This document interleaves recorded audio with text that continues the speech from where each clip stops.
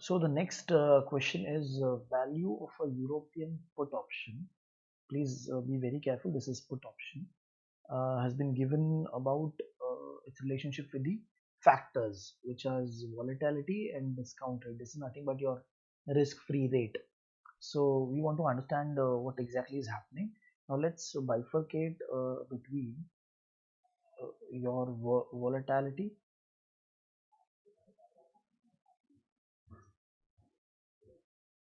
and risk-free rate, and let's see how does that impact your put and the call option primarily.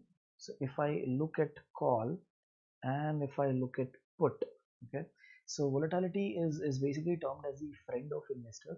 So whenever there is an increase in the volatility, your call and put price will definitely increase. That means there is a direct relationship, positive relationship between both of them. So when the volatility increases, your call price and put price definitely increases. Then the second is your risk-free rate, and if I bifurcate into call and put, so what happens with your risk-free rate is that whenever generally the risk-free rate increases, your market goes up, and when your market is going up, your stock prices goes up, and which basically is beneficial for the call option because stock price can go above the strike price. So obviously the price of the call option will increase when there is an increase in the discount rate or the risk-free rate. So that means the call option has a direct positive relationship. But when I'm talking about put option, if the stock prices are going high, it it essentially means that the uh, your put is becoming more out of the money because put wants the stock price to come down below the strike price, right? But in this case, that is not happening. So with the increase in your discount rate, your markets will go up and your put will become less worthy. Your value of the put should go down. That means there is an indirect relationship between your put price and your discount rate.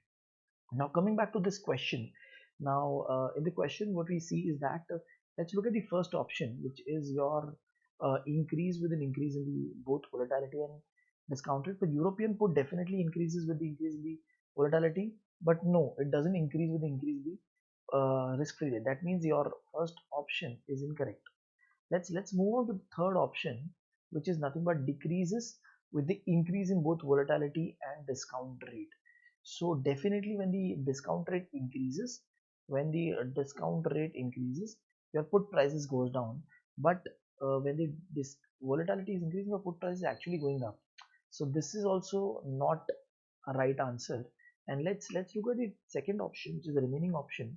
It increases with the increase in volatility. The increase with increase in volatility. That is what we saw because it's a direct relationship between volatility and put price.